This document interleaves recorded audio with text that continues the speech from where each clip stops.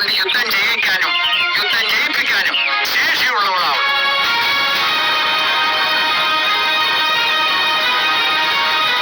ആടാ, ഞാൻ ഉള്ള കാര്യം ഈ പറഞ്ഞേ.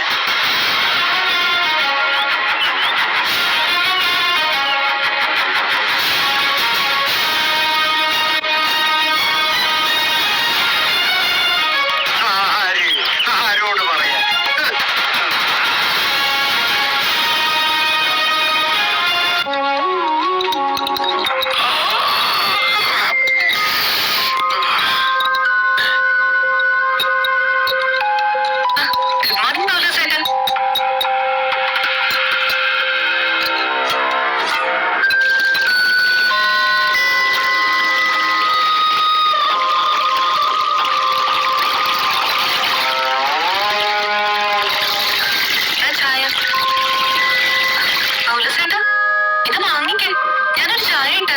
എനിക്ക് വേണ്ട. അതെന്താ വേണ്ടത്? ചേട്ടൻ ചായ കുടിക്കാറില്ലേ? ഞാൻ കണ്ടിട്ടുണ്ടല്ലോ. വേണ്ടെന്ന് പറഞ്ഞാ വേണ്ട, നിർബന്ധിക്കണ്ട. ചേട്ടാ, എന്നോട് എന്തിനാ വെറുതെ വഴക്ക്? നമ്മൾ ഒന്നിച്ച് കിച്ചണിൽ പണിയെടുക്കണ്ടല്ലേ? അപ്പൊ പിണങ്ങി എന്നാൽ എങ്ങനെയാ? എനിക്ക് ചേട്ടനോട് പിണക്കൊന്നുമില്ലല്ലോ. നിർബന്ധിക്കണ്ടെന്ന് ഞാൻ പറഞ്ഞു. ഇനി എന്നോട് ചോദിക്കണ്ട. അപ്പോ ചേട്ടൻ കോംപ്രമൈസ് ആകാൻ പ്ലാൻ ഇല്ല? ഇല്ല.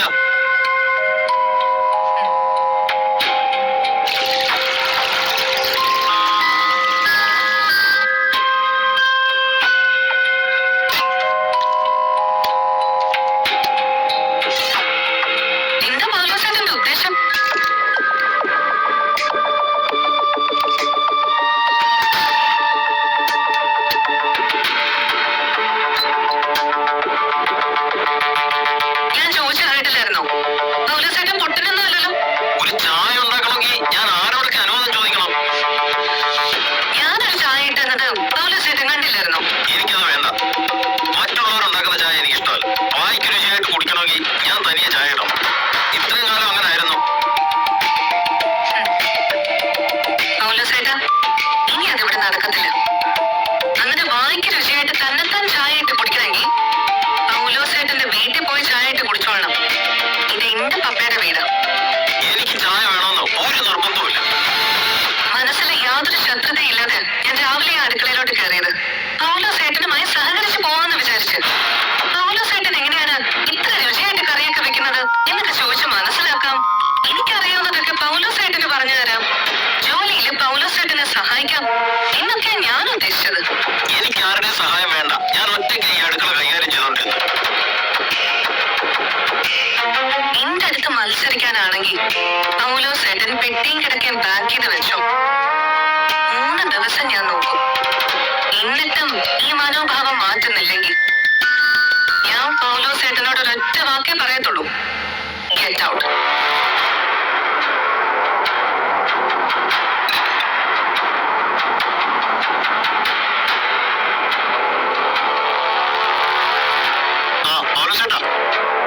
നീ പോടാ.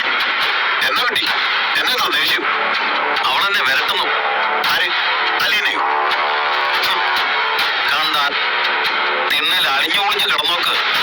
ഇവിടെ വന്നപ്പോ ഒടുക്കത്തെ അഹങ്കാരം. അവൾ എന്നാ പറഞ്ഞ പോലെ ചേട്ടാ? എന്നെ ഇവിടുന്ന് ഗെറ്റ് ഔട്ട് അടിക്കുമെന്ന്. സൂക്ഷിക്കണ ചേട്ടാ. പറഞ്ഞാൽ ചെയ്യുന്നോളാ. ചെയ്യട്ടെ. അവൾ ഗെറ്റ് ഔട്ട് അടിച്ചാ പൗലോസ് കയ്യും വീശി അങ്ങോട്ട് ഇറങ്ങിപ്പോവും. പൗലോസ് ചേട്ടൻ ഒരു കാരണവശാലും ഇവിടുന്ന് പോകരുത്. ആ പെണ്ണിന്റെ അടുത്ത് വാശിയും വഴക്കും വേണ്ട പോലെ ചേട്ടാ. അവൾ എന്നാന്ന് വെച്ചാൽ ചെയ്തോട്ടെ നമുക്ക്. കേണൽ സാറിന്റെ ഭാര്യ പറഞ്ഞാൽ ഞാൻ കേൾക്കാം, മക്കള് പറഞ്ഞാൽ ഞാൻ കേൾക്കാം. ഒരു പ്രശ്നവുമില്ല. ഇവളാരാ?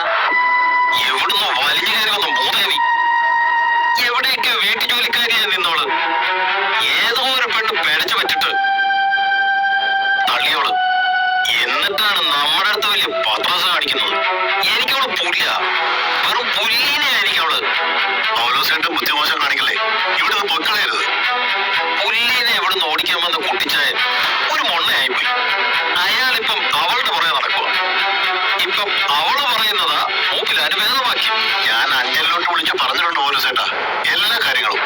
അവരെല്ലാവരും ആകെ ചുട്ടുപഴുത്തും പുകയും വാശിയും വൈരാഗ്യോട്ടിരിക്കുക. കേരള സാറിന്റെ ഭാര്യയുടെ ആങ്ങളമാരെല്ലാം കൂടി ഒരൊറ്റ വരവിങ്ങോട്ട് വരും. അന്ന് തീരും പുല്ലീനയുടെ സോക്കേട്. ആന്റെ പെട്ടനും കൂടെ നമ്മുടെ കൂടെ നിന്നാ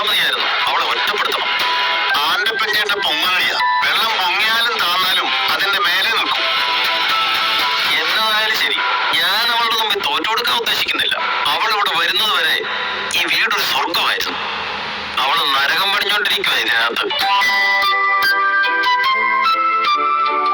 രാവിലത്തെ നടപ്പെന്നായാലും കൊള്ളാം കേട്ടോ.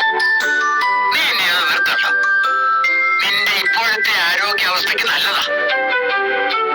അതെന്നാ അപ്പച്ച എന്റെ ആരോഗ്യത്തിന് കുഴപ്പം? രാവിലെ നടക്കാൻ പോയിട്ട് തിരിച്ചു വന്നപ്പോ ക്ഷീണം കാണിച്ച അപ്പച്ചനല്ലേ, ഞാനല്ലല്ലോ. അയ്യടാ, നിന്റെ പ്രായത്തിലുണ്ടല്ലോ ലാലിച്ച. ഞാൻ പറമ്പിൽ പണിയെടുത്തിരുന്നത് പോലെ നീ എടുക്കണമെങ്കിൽ നീ ചുടുമൂക്കണം. എന്റെ പ്രായം എന്നതാടാ. ഇട്ടാവട്ടത്തിൽ കൂടെ 2 ചുറ്റി ചുറ്റിന്നും പറഞ്ഞ് നീ എന്നെ അളക്കാൻ നിൽക്കല്ലേ ലാലിച്ച. ആയിക്കോട്ടെ, ഞാനൊന്ന് പറയുന്നിരുന്നേ ലാലിച്ച. നീ ഒരേ ഇരിപ്പിലുള്ള പൊടിയൊന്ന് നിർത്ത്. 1 2 സ്പൂൺ ഒരു ദിവസം അടിക്കുകയാണെങ്കിൽ കുഴപ്പമില്ല. പണ്ടത്തെ പോലെ അല്ല, ഉത്തരവാദിത്വം കൂടിക്കൂടി വരിക. എല്ലാ ദിവസവും വ്യായാമം ചെയ്ത് നടക്കുന്ന ചെറുപ്പക്കാര് പിള്ളേർക്ക് പോലും അറ്റാക്ക് വന്നോണ്ടിരിക്കുക. അതുകൊണ്ടാണ് ഞാൻ 2 കൂടുതൽ അടിക്കുന്നത്. അറ്റാക്ക് വരത്തില്ല. താഴെ കിടക്കും.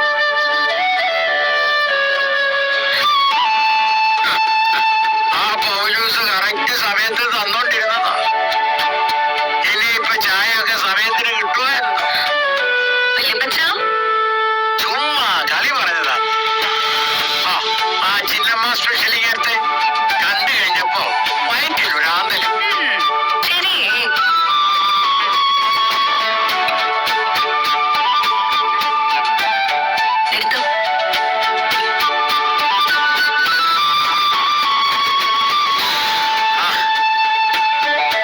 ഈ ചായ ഇതുപോലെ എങ്ങനെ ഒത്തു വന്നെന്നാ എനിക്കിപ്പോഴും അതിശയം. എന്റെ ലാലിച്ച, നീ വേണം എപ്പ ചായ ഇട്ടാലും നിന്റെ അമ്മച്ചിയുടെ ചായയുടെ അതേ രുചി. ഈ മുഖലക്ഷണമൊക്കെ ഒത്തു വരുന്നത് പോലെയാണോ കൈപ്പുണ്യം അതുപോലെ വരുന്നത്?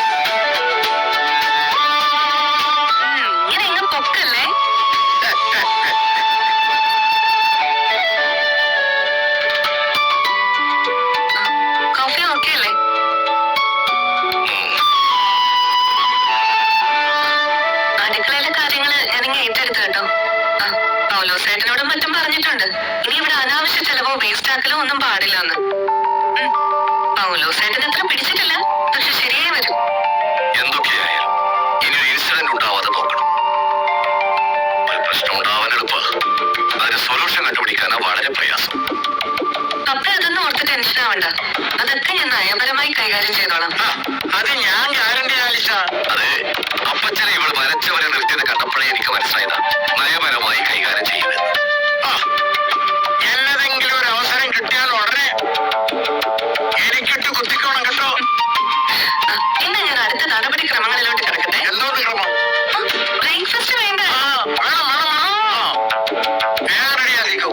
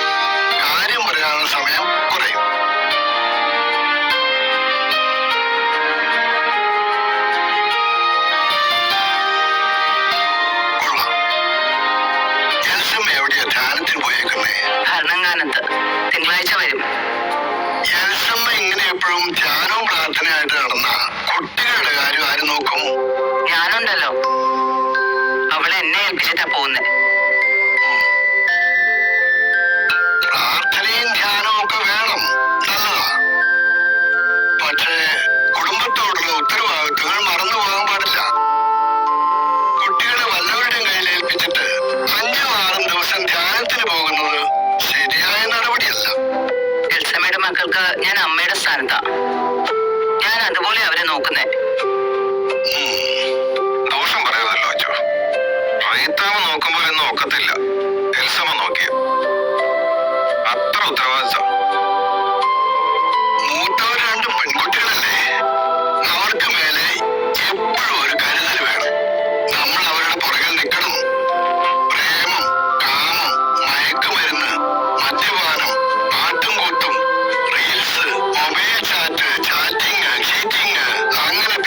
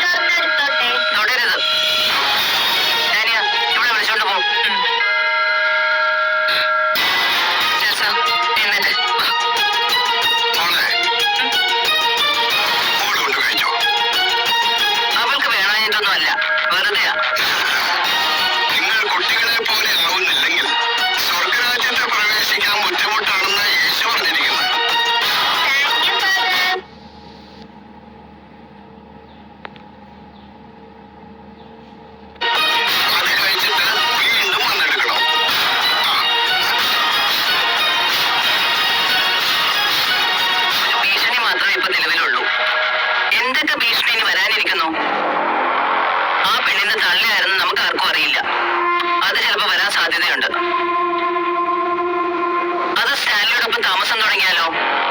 അപ്പൊ എൽസമ്മ മക്കൾ ആരായി? അത് മാത്രമല്ല, സ്വത്ത് എൽസമ്മയ്ക്കും മക്കൾക്കും അവകാശപ്പെട്ട സ്വത്തല്ല. അവനടിച്ചു മാറ്റിയാലോ? അങ്ങനെ ഒരു സാധ്യതയില്ലേ? അങ്ങനെ സംഭവിച്ച എന്റെ പെങ്ങളും അവളുടെ മക്കളും പെരുവയിലാവില്ലേ? അത് ആലോചിക്കേണ്ട വിഷയമാണ്. ഇതങ്ങനെ വെറുതെ വിടാൻ പറ്റില്ല ചോ. അച്ഛനെല്ലാം ഇടപെട്ട് എത്രയും പെട്ടെന്ന് ഒരു തീരുമാനം ഉണ്ടാക്കണം. എല്ലാം കൈവിട്ട് പോയിട്ട് സ്വയം വെച്ചിട്ട് കാര്യമില്ല ചോ. ഞാനൊരു കാര്യം ചെയ്യാം, സ്റ്റാലിയുമായി സംസാരിക്കാം. അയാൾക്ക് എന്താ പറയാനുള്ളതെന്ന് കേൾക്കട്ടെ. വെറുതെ ഫോണിൽ സംസാരിച്ചാൽ പോരെ ചോ. നേരിട്ട് സംസാരിക്കണം. അയാളുമായിട്ടൊരു കൂടിക്കാഴ്ചയ്ക്ക് നിർബന്ധിക്കണം. അച്ഛന്റെ കൂടെ ഞങ്ങളും വരാം. കുളത്തുപുഴയിലെ വീട്ടിൽ പോയി കാണണം. ആദ്യം ഞാൻ സ്റ്റാലിയുമായിട്ടൊന്ന് സംസാരിക്കട്ടെ. അതിനുശേഷം ബാക്കി കാര്യങ്ങൾ തീരുമാനിക്കാം.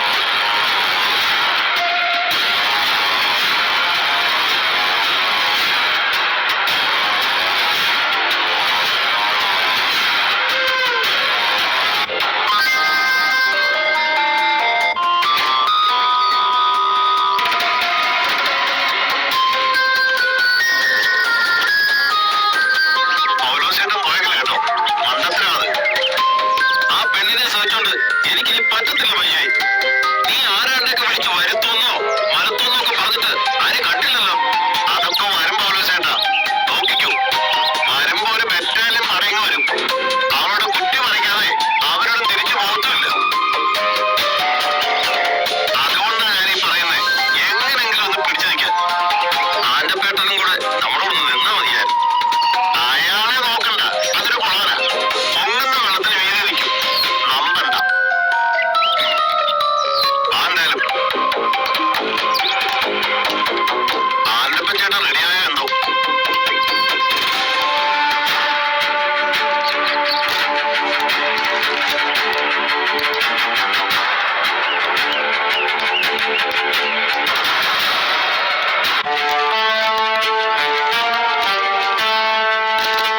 ഇത് എവിടെയാണ് ഇതുവരെ? ഞാൻ എത്ര നേരം ഇവിടെ നോക്കിയാണെന്നറിയോ? ആ, ഇപ്പഴാ റെഡിയായ. ആന്റപ്പേട്ടനെ പോലെ സൂപ്പർവൈസർ പണിയല്ലല്ലോ. പിച്ചവളമ്പേക്ക് വരുമ്പോ ഇത്ര ലേറ്റ് ആയെന്നൊക്കെ വരും. നിങ്ങൾ രണ്ടുപേരും കൂടി എന്നാത്തിലേക്ക് അടിപൊളി കൂടുന്നത്? നമ്മൾ ഒന്നിച്ച് നിൽക്കേണ്ടവരാ. അതിനിപ്പോ എന്നാ പറ്റി? എന്നാ പറ്റിയെന്നോ ഞാൻ പറയാം. നോക്ക്, എന്ത് ഭംഗിയേ, എന്നാ ഒരു കൊതു വരുന്നത്.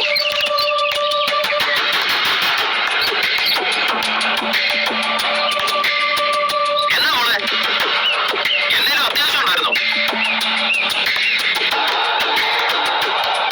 മൂന്നുപേരും കൂടി എങ്ങോട്ട്?